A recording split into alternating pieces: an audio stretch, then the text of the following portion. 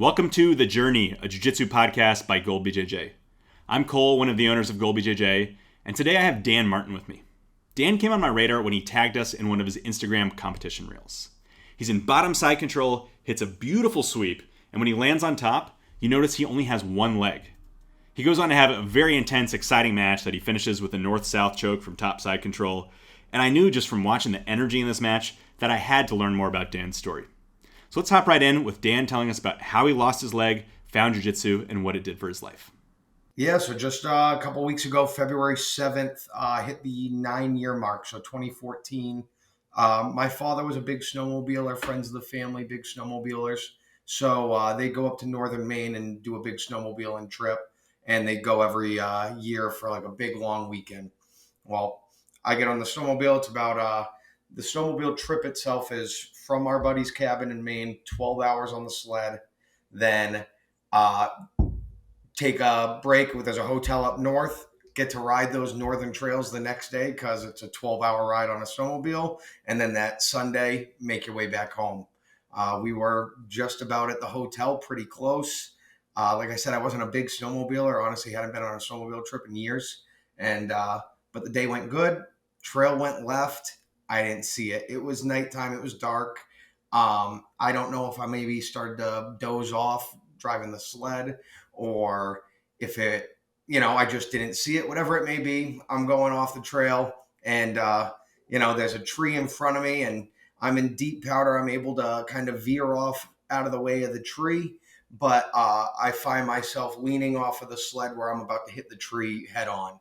So, split second decision. I was like, not my head. So I tried to dive out of the way and my leg wrapped the tree. And, so I've broken bones before. I grew up playing football and stuff like that. And so I know the feeling of a broken bone. You get kind of that pit in your stomach. So right away, I kind of knew what was going on, but I just thought it was a broken bone. So I'm kind of in a little icy ditch and kind of start yelling for help. Luckily, my friend Katie is coming behind me and she happened to see just the tracks going off into the woods. And she didn't see me crash or anything, but she stopped, then eventually saw my snowmobile sitting in the woods. I heard her sled kick off and I hear, Dan, and I finally calmed down for a second, took a breath. There was about 20 of us on this trip. So eventually people started to collect here above this little icy ditch I was in, and I couldn't get myself out of it. My right leg was junk. And Katie, even the icy ditch we were in, she had to walk about 20 yards into the woods to get to where it flattened out to come back up, being able-bodied. So I'm sitting there a little banged up. They get my sled out of the woods, try to turn it on, doesn't turn on. They kick the front of it, turn it over, it starts up like new. You would never know it was in an accident. Throw a rope down to me in the ditch, and a few of the guys grabbed onto it. I kicked along with my good leg as they pulled me out. And then I just kept telling everybody I had a Charlie horse because we're a ways away from any civilization, but I know we're close. And like I said, I thought it was a broken bone. That's all I was thinking. So I had them help me get on the sled. And I just remember, like, if you're familiar with snowmobiles at all, there's runners along the side. And I go to put my right leg on it and the foot's just pointed out to the right. So I was like, hey, can somebody give me a hand? They fixed that. And everybody started going. 2 of my buddies or 3 of my buddies drove full speed. They went out in front because they could tell I was hurting. And we made it about 5 miles and we got to a snowmobile dealer. They're right along the trails all the time up in Maine. So you can pull in with a vehicle or pull in with your snowmobile. So we stopped. My friends had already gotten there and they're like, hey, this guy said he can give you a ride to the hospital in his truck. And I go, yeah, I can't do the truck right now. Just call an ambulance. There's no way I can get myself in it. So to make a long story short, from that point on, ambulance shows up. They get me in the ambulance. We are in Fort Kent, Maine. If anybody knows Fort Kent, Maine, it is the smallest town you can find. There's not a lot there. The hospital is the size, smaller than majority of primary care offices. And they have 2 surgeons on. They have a general trauma surgeon that's going to deal with like your appendicitis. And they have an orthopedic surgeon who fixes Johnny's arm when he falls out of the apple tree. And that's really The only two people are there, and one of them's on at one time. So they do the call out, get everybody in. I'm on the hospital table now. I keep feeling, I'm losing feeling in my foot. And that was like my big thing. So as the doctors are working and all that, and like I said, this is such a small hospital. The doctors are prepping me for surgery. The nurses are right next to me on the phone with my parents. Now they're giving my parents the full rundown. I have no idea the severity of it. What it is, when my femur broke, it severed my femoral artery. So when your femoral artery severs, if it cuts all the way through, it then will start, it'll spasm, and it's like a life-saving method. The artery will actually spasm and stop you from bleeding out. Mine cut 3/4 of the way through. So with that, I just was bleeding out internally. And so they told my folks that, hey, start heading up here. And, we don't know what we're going to have to do. We don't have the technology or the supplies to make the fix here. So, and then the big thing was they not only couldn't make the fix in the surgery, they didn't have the blood supply there to keep me alive. So they called a life flight helicopter, and they were trying to get me down to Bangor, Maine, talk to my folks, and we'll do, we can do what we can, but we can't promise anything. And they're like, you got to do something. So they made a makeshift fix, get me on the helicopter, get me to Bangor, call my folks once I'm on my way to Bangor, tell them meet them there. And actually, when my parents showed up at the hospital, luckily my mother's an ICU nurse, so nothing. And my father used to be an EMT, so neither of it really shook them. They were rocks through this whole thing. But so when I was getting rolled into the hospital, that's right when they had shown up, and they saw a big chaos, people pressing down on somebody on a gurney, all this. It was me, the makeshift surgery they had done, let go, and I started bleeding out again. So they hurried up, got me in. So that was a Friday night that this accident happened. Basically, I was in an induced coma from Friday to Monday. And it started out when they first got me to the hospital, not sure if I was going to survive. And kind of every hour on the hour, my family and stuff were getting different messages. Oh, we think we're going to be able to save the whole leg. Oh, we're not sure if he's going to make it. Oh, his kidneys are going into failure. And so it was back and forth. And on that Sunday, I know they were bringing me into surgery, and kind of the communications were, we're either going to be able to save the whole leg, or this is the beginning of the end, essentially. And my parents were sitting in a waiting room. 3 surgeons are coming down to them. So they thought it's the beginning of the end if all 3 doctors are coming down. But luckily, and now I realize how blessed, but it was just, hey, we had to amputate above the knee. So leg was amputated above the knee. I came to, they brought me out of the induced coma that next Monday, the next day. And I remember I was coming off the drugs. I had been on a ventilator, like I said, induced coma, the whole 9.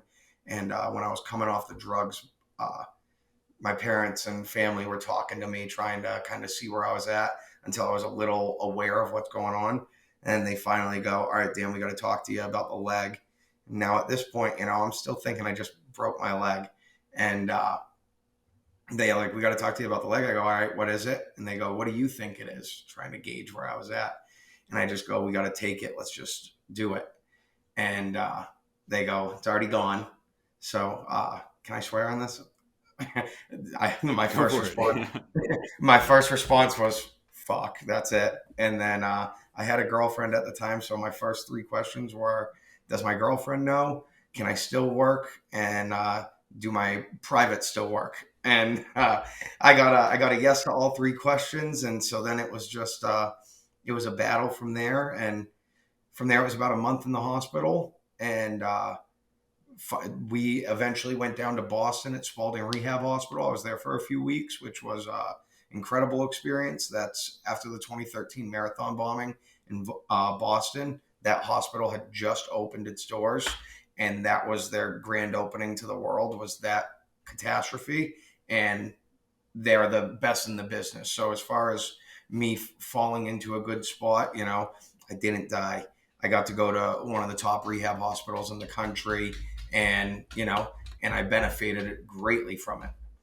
So yeah, and after that, it was I was working as an electric lineman at the time, so it was a 7-month process, but I got myself back working full time in 7 months in the bucket truck doing physical labor. And yeah, man, that's the sorry so long, but that's the story. Oh, that's a wild story. You talk about it so nonchalantly, like in the moment, was it just excruciating pain, or is it like you couldn't feel the foot, and so it was more of you were in shock, or? I I have a high pain tolerance, and this isn't like to toot my own horn. It's gotten me in more trouble now in my later years than ever before. But like to put in perspective, my sophomore year of high school, fractured 5 vertebrae in my back. My third game of the season, I played 8 games with it, just telling myself it was a muscle issue and I'd be fine. But at any given point, I could be running and my whole right side would just give out. So I have a high pain tolerance. So like I said, I knew it was broken, but all I was thinking was it's a broken leg and it's painful, and we're talking Mhm. jujitsu, what are most cross faces, but, just uncomfortable. And, you got a lapel across your chin or whatever. And there's so many times that your hand does the float that you're like, oh, I'm going to do that tap. And you're like, no, it's all it is pain. It's not even risking Mhm. injury. It's just nuisance more than anything. So kind of in my headspace was I got a broken bone.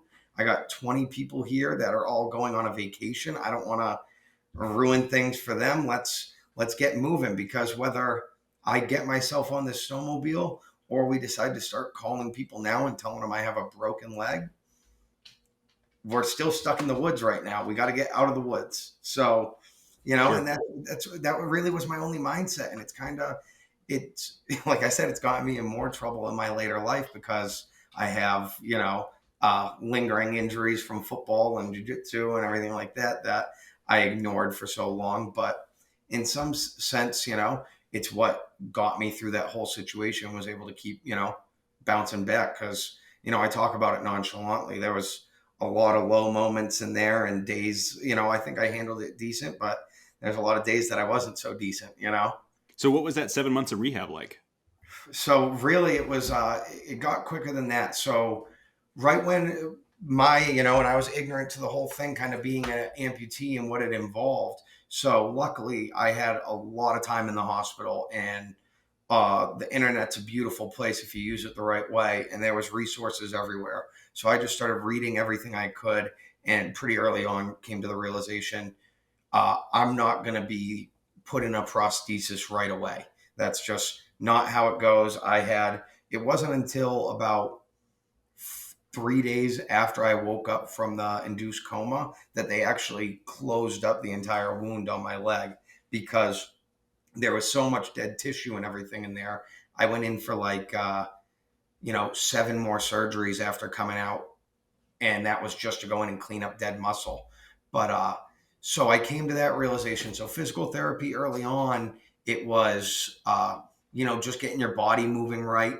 A lot of working on finding a new center of balance. You don't realize how much just not having that leg there changes everything. But so you have to kind of recalculate. So I just remember one of the biggest struggles during my rehab. And it doesn't seem hard. I had to stand on my one good leg with my eyes closed for 30 seconds. And in order to do that, that was so I could get approved to get a higher quality leg. And there's a lot of, ticker tape nonsense you kind of got to go through. But like I just remember like looking at that, and like I said, I was an athlete growing up, everything like that. I was like, why is standing on one leg for 30 seconds so hard? But we eventually got there, and eventually I was able to get fitted for the prosthesis. I want to say that was around May or June. Accident was in February. Excuse me. And so then from that point, it was learning to walk. And I resort back to football again because it's helped me so much in my life. But I was a coach after I played, and film was everything. You hear everybody talk about watch film, watch film. All I did was watch videos of people walking with prostheses. I knew there's a few different types. The knee is the big thing. If you're an above knee amputee, they have to replicate one of the most, complicated joints in your body, the knee. They have to try and replicate that in a mechanical fashion. So there's a few different companies that do knees. I was watching videos on all of them. How do they walk? What's the trigger that fires it? So that way, once I got into the leg, it went a lot quicker. And the only thing that slowed me down is you're now strapping a piece of carbon fiber to your leg every day. So your leg has to get used to it itself. Otherwise, I would have been trying to walk 25 miles a day early on, but the leg will get beat up and sore and whatnot. So it was a process. So it was physical therapy twice a week, doing the workouts and stuff at home. And then I had to keep my mental side straight as well.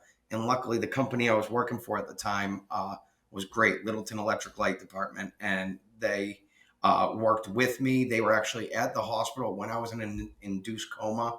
And they had to get back to work for Monday. So they weren't there when I woke up, but they came up to see me. And so just great people, but they worked with me. So I started going in a couple days a week doing just clerical work in the office.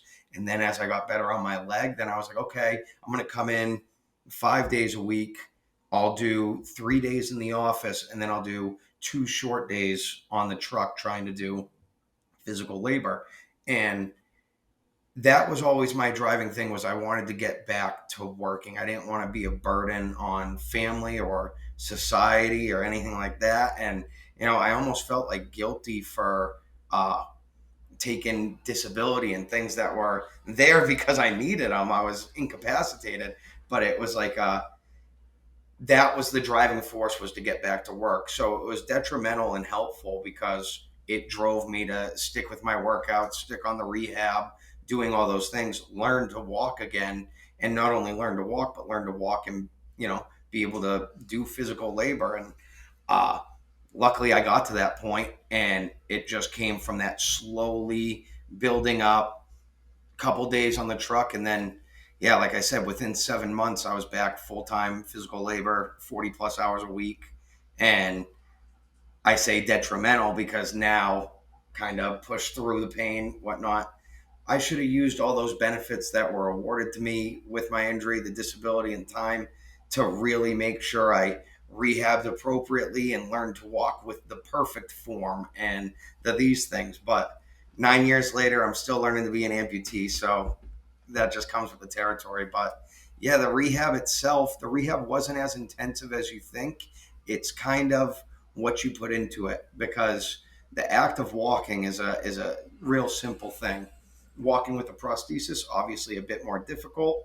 And the adage coming from most prosthetists and stuff like that is, one step for somebody with two legs is the same energy exertion as, or sorry, one step for someone with one leg is the same energy exertion as you doing 3 steps.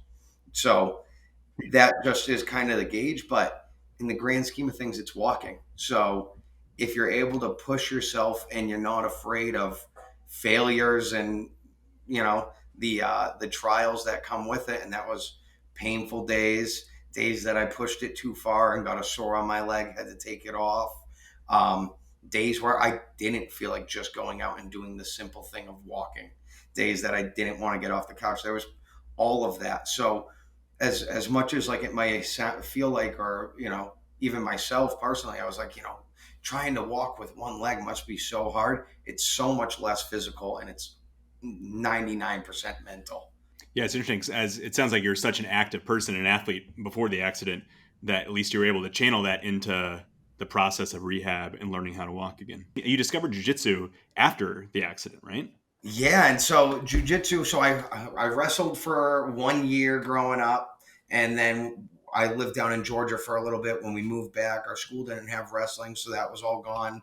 So as I feel like half the jujitsu community says, I was a big UFC fan and watching UFC all the time, and I always got bothered by football fans that didn't know what they were talking about. So I was like, I can't just be this guy that's sitting on the couch watching all these fights and then know nothing about it. So I got to get into it. But it was a long process to get to that point. I was active. I got with it, and that's what got me to get back to work, everything like that. Well, once I reached that goal, I just kind of stopped everything, and it was just work, and that was it. And so I got completely out of shape, fat. Just and I was unhealthy. I was drinking all the time, doing all these sorts of things. So then, in the adaptive community, CrossFit's such a major entity. I started doing CrossFit, And so then that was the driver, and that motivated me for a while. And actually, I was competing on a national world stage. I ended up getting ranked. I was ranked fourth in the world for lower limb disabilities in CrossFit. And then I had a sore on my leg that I kept trying to work through. Got to a point that I couldn't anymore. Went to the doctors, had a staph infection, was put on crutches for 6 months. And we go just back to where I was when I had met my initial goal of learning to walk. I just stopped all of it. And out of shape, fat, all the same tendencies that came before came again. And then I actually eventually picked up sled hockey, which, if you're unfamiliar with sled hockey, adaptive hockey, you sit in sleds. If your lower half doesn't work, go play sled hockey, basically. And and it was a great experience, and I got a little bit of that athletic drive again. But I work a crazy work schedule. I rotate between days and nights, and so it just wasn't working out, making team practices, everything like that. And I had to call it quits. So maybe a year prior to trying sled hockey, I went and tried Jiu Jitsu, 1 month free trial, like every gym has, and enjoyed it. But I was at my most out of shape. I wasn't mentally there. I wasn't doing the things I needed to be good enough to get through an hour and a half class. So after a month, I was like, you know what? I made every excuse. I told myself, oh, my schedule's too hard to make it work. Their schedule doesn't match with mine, blah, blah, blah. But it just came down to I I didn't like going in there getting beat up nonstop. And then on top of it, just being so dog tired, I couldn't even try and fight back. So it wasn't until just it would be a year and a half. I've only been really training jujitsu about a year and a half, maybe a little more. And then I was like, you know what? This is something I'm passionate about. I'm watching the stuff all the time. Let's do it. And it was like that mindset. I went into it not as oh, this is something I'd be interested in. I went in with true passion from the get-go. This is something I want to do. And right away, it took. And I still had those same trials and tribulations I had on the first month trial of being dog tired, throwing up in the middle of a rolling session, not wanting to go, the body hurting, all of those things. But it was, I truly made the decision for myself. This is what I want to do. This is what I'm going to go after. And really, after that first month, I say all the time, it became the most addicting thing to me since I played football. From the time I was 5 years old till I was 23 years old, all I did was football. If I wasn't playing it, I was getting ready for it. I was coaching it. It was football. And to finally find something that created that same drive and same, I say addicting because the days that I go, and this morning for one, get my ass kicked, for lack of better words, those are as great of days as the good ones. And it reminds me of football. The worst football practices are the ones that you and your old buddies talk about. Remember that day we did 1,000,000 sprints, whatever it is? And remember that day the black belt at class put me in 2 twisters back to back and I had no idea what was happening? It's those things. When you're passionate about something, the failures become memories as well, and not poor memories, not even memories you have to build off of, just memories in the journey. Sure. I mean, that's incredible. I guess for anybody going into their first jiu-jitsu class, just walking into the gym that first time is so intimidating. And I got to imagine that walking in as an amputee is on a whole nother level. What was that like? Yeah, it certainly was nerve-wracking, and still to this day, like I have anxiety, depression, those are clinical things, but just like anybody else has anxiety, it's showing up there. And then for me, if we're working on triangles that day, I'm not throwing up triangles, and I can't, or if we're working on a reverse De La Hiva setup, I can't be a good training partner for somebody because I can't stand up and give them that look they need to. So a lot of my anxiety just came from like, I want to just be one of the class, but I have to make these special changes. The nice thing is everybody at my gym, Worcester MMA, they, from the jump, it wasn't anything like it. Coach would demonstrate triangle, move, whatever. the minute we break, he would already be telling somebody, hey, we're going to work with 2 groups of 3 today. That way, every training partner has somebody that can stand up. And then once we break, he comes over to my group, hey, Dan, work on this today instead. And so it was just that, and it was just drilling. And once I got into it, all the guys are in the same boat. Someone's older, someone's this. There's all those anxieties that weigh on everybody going in there. It's just a matter of swallowing it and do it. And I know that's it's easier said than done, swallowing it, but like, it really is what it is. I kind of use like the 10-minute thing. It's like, give yourself 10 minutes to feel bad about it, feel anxious, all that, and then just do it, because you're never going to regret the doing, even if it's a negative outcome, you now have all certainty in that negative outcome. You just gotta, bite the bullet. Yeah, absolutely. We have an above the knee amputee who is a Navy SEAL that trains at our gym occasionally. And he's white belt, so he's coming in at like a skill disadvantage and without one of his legs, and just biggest smile on his face the whole time. Goes so hard in like a great way. He's like really trying to push it, and I think it just really amps everybody else up to see, man, this guy is not letting losing a leg get to him. And yeah, my ribs bugging me and my fingers hurt, but it makes it like impossible to complain about anything going on in my life when you see somebody climbing back from disadvantage like that with such a strong attitude on their face. Yeah, and it's kind of like anything in life, have fun with the disadvantage. It's okay to make fun of yourself and make fun of the situation. When coach shows a triangle move in our morning class, we're very tight in our morning class. Our coach will show a triangle move, and then I'll look at everyone in class and be like, I showed them all of that. You know what I mean? Obviously, I've never thrown a triangle in my entire life, but you got to have fun with it. When I'm stuck on bottom and somebody goes to mount, I can quickly clear to half guard because I have a whole lot less leg to clear, and I can hook back in and start playing half guard. So if I whisper in your ear cheat code as I do that, like, let's have some fun with this thing. That's what we're doing it for. There's so many added benefits, but like, we're doing it to get better at something, better ourselves, feel more comfortable in our skin. All those things come with it.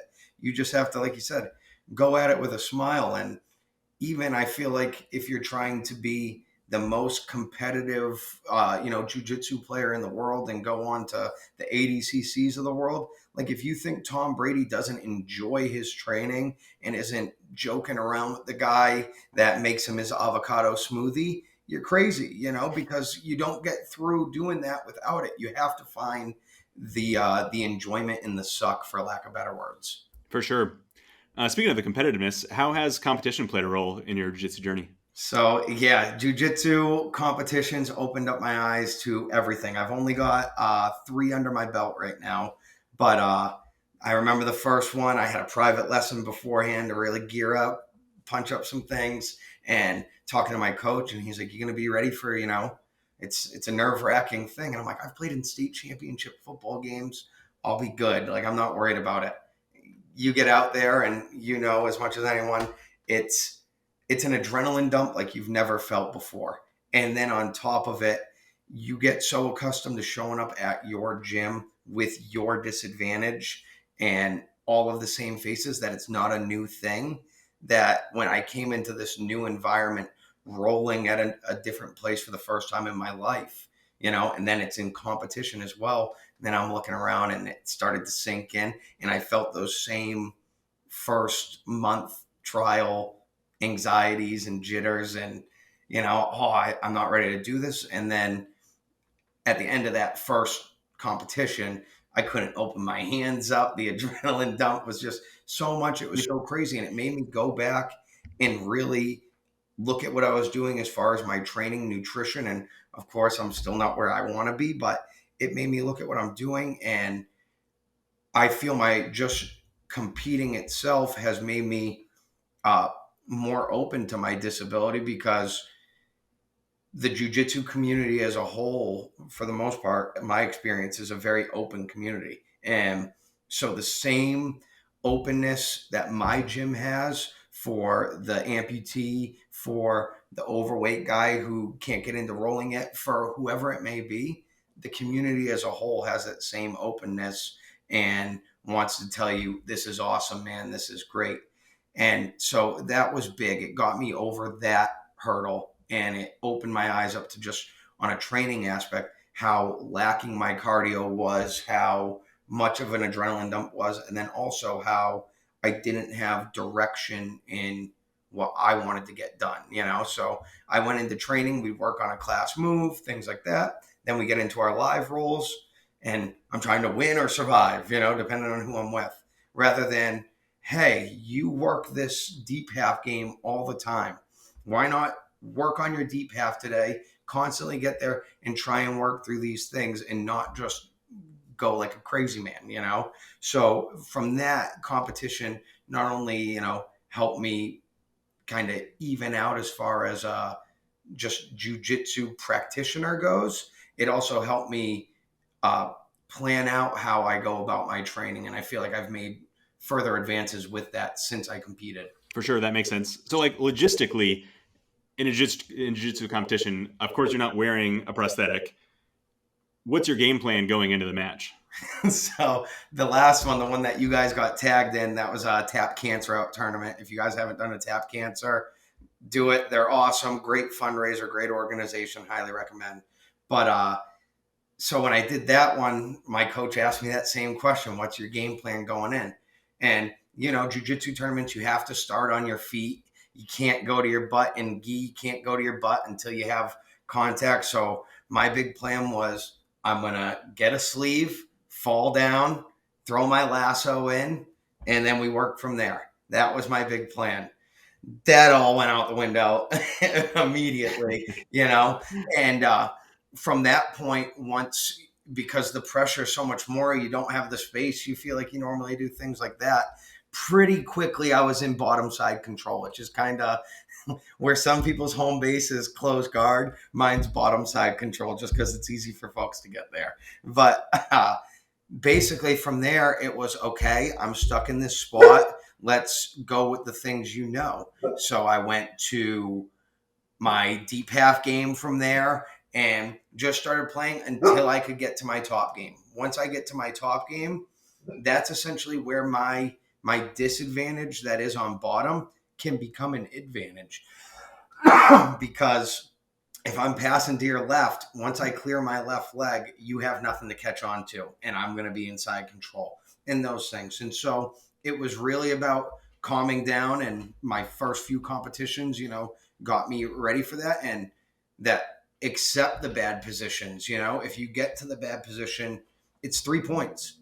You already got there. You freaking out and losing your head isn't going to make that up. So slow down for a second, think about where you're going, and execute, you know? And so that kind of just made me calm down, stay a little more fluid. And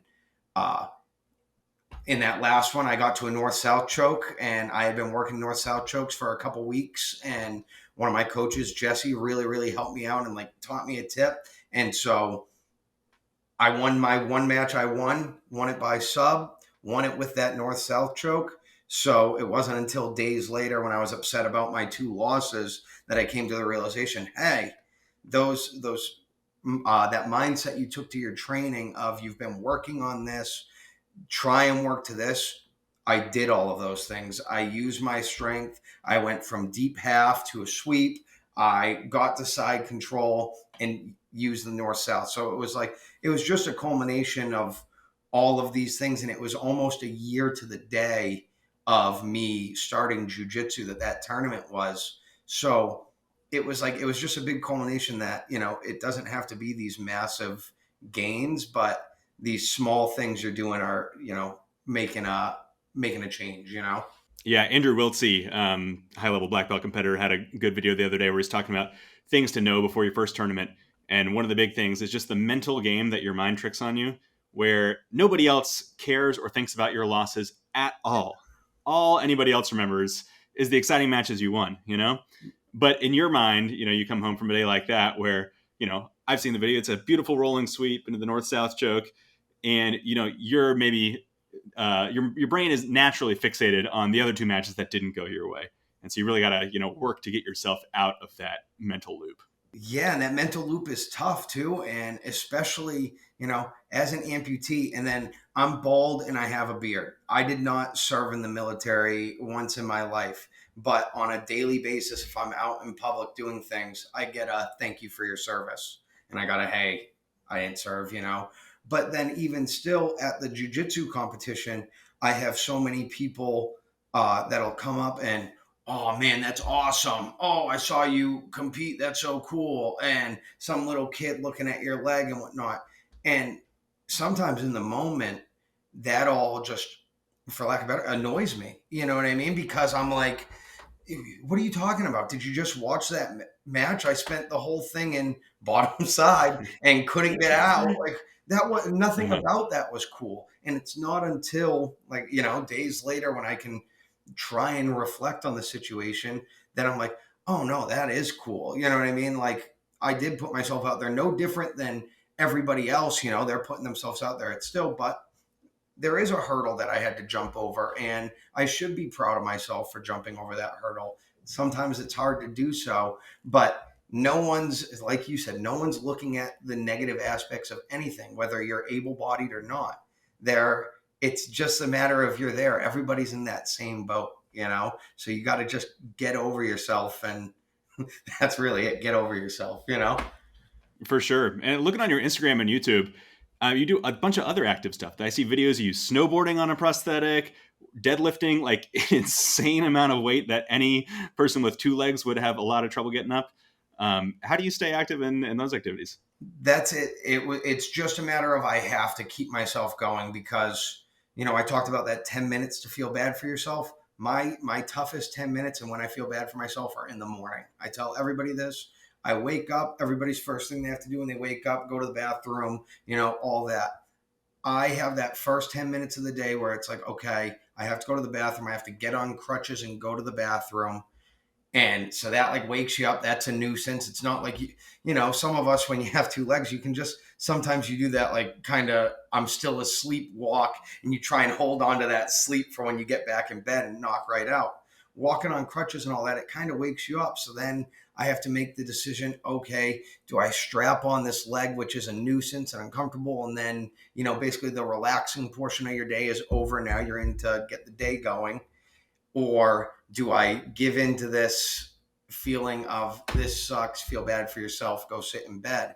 So if I didn't have something that was driving me, I fall into those same bad habits. And it was, once I got back to work full time, fell into the bad habits, was eating, drinking, not doing anything. Then found CrossFit. Okay, there's my drive. Got into a great spot, had my staph infection, put on crutches, can't do the things I was doing, fell right into the same tendencies. I found sled hockey. It was an awesome driver and I loved it and loved the people I met, but it didn't have that same push.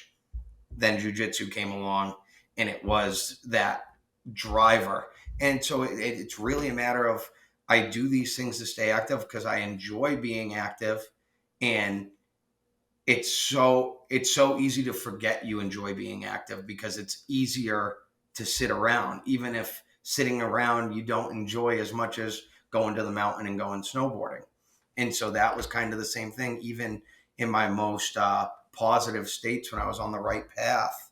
The winter would come around, and I'm in Massachusetts. There's ice on the ground all the time.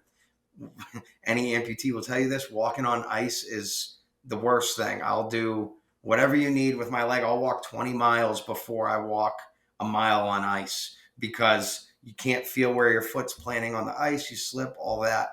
So the winters became, I just, on a smaller scale, was resorting back to those same bad tendencies. And so I snowboarded in high school, big adaptive snowboard community. Okay, I'm going to try and get after this. And right away, it was the same love I had for snowboarding when I was in high school. That love stopped when I was in high school because I broke my back, had to stop snowboarding, all that. So luckily I found that love again, and it helped me get through the winters and do all of that. And so it's really just about having, a why. And, my whys are my wife, my stepdaughter, all those things. But Prior to that, I had to find otherwise. And luckily, I have those and they're still a major part of my life and what keeps me able to stay active to play with my stepdaughter. I want to take her to the mountain and go snowboarding. She's 4 years old, just showed interest in Jiu Jitsu. So I'm fired up, hoping to get her in kids' classes. So you got to have a why, even if it's a small scale thing of I want to be able to go to the mountain and snowboard. Because of my back injury, I had all sorts of problems with my lower back still, and then losing my leg, my back was just getting to absolute despair. And I finally was like, I'm taking my health serious. Went to a bunch of different doctors, physical therapy, everything like that. And it's been a long process. I've been focusing on like my physical health seriously for like 4 years now. And just maybe it was a 2 year process just to get my back feeling good. But the reason I wanted my back to feel good was because when I go snowboarding, I wear a special leg. Kills my back to walk with it, but the riding itself is easy. I was not going snowboarding because my back was hurting so much just from walking to the lift.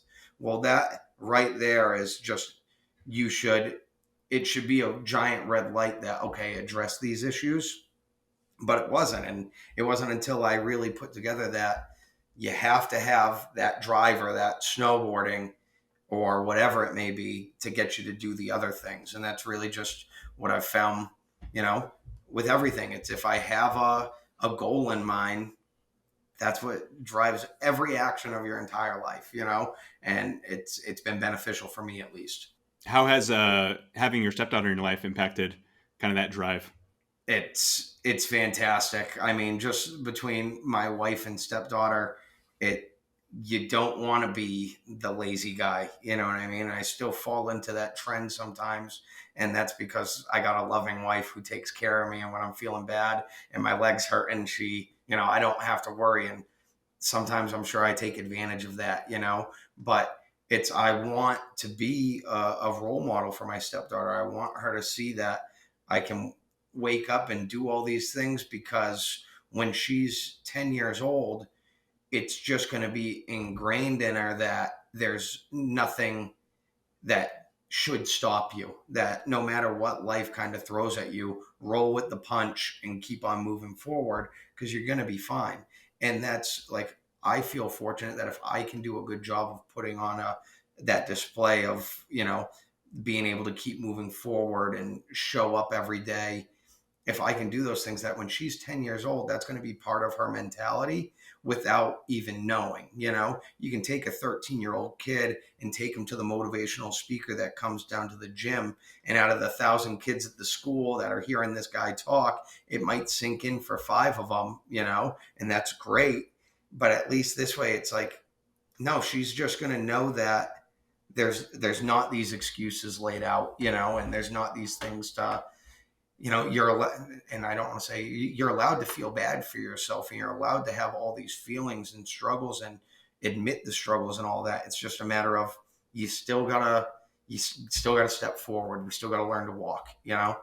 Totally, yeah. I mean, that's something we talk about a bunch with my kids. Just, hey, these feelings are okay to have. It's what you do with them and where you take them, is the important part. That's You it. got such an incredible, inspiring story, man. Like, we were all watching your videos at the office when you first tagged us in them, and just everybody was cheering you on in the tournaments. It was really incredible to watch. So thank you for sharing it. I wanted to wrap up with any advice you might have for that new person who's thinking about going to try their first jiu-jitsu class, or is maybe a 1 or 2 stripe white belt, still trying to kind of find their way around.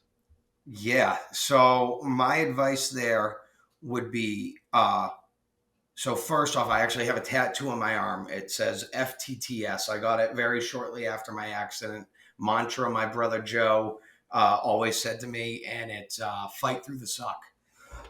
So first and foremost, even like I said, the second time around where jiu-jitsu clicked for me right away, where, I was passionate and wanted to go, there's a lot of suck in there. Get through the suck and don't be afraid to admit the suck. I early on would push through rolling sessions until I was tapping in a no tap situation and jumping off the mat to go puke in a trash can. You don't need to get to that point. It's okay to be like, hey, for these first few weeks, I'll go through our drilling. I'll do a little bit of live rolling. And when my body's had enough, I'll scale back and say, hey, I'm going to watch these next few. If you're at a gym that they're not okay with that, it's probably not a good spot to be, at least in my opinion, because really it's a matter of take the failures, take all the struggle and enjoy it, because the journey is so enjoyable. And there's other white belts in your class, or there's other people who just started at first trial and everything like that. Go to multiple classes early on, go to different time slots, find the group that you mesh with, find the guys that you work well with, because I got a group of guys in my morning class and they all know who they are, uh, that I know that I can work through anything with them. Hey, what are you thinking? And we're all going to get through this together. And we came from white to blue, and I'm praying they're with me all the way through this journey, because that's what makes it enjoyable. So take all that struggle, all that suck, all that anxiety, and find the positive in it, that all of these people at the gym have felt that exact same thing. Awesome advice. Well said, Dan. Thanks for sharing your story and coming on the podcast. Cole, thank you very much. Absolute pleasure, man. Appreciate it.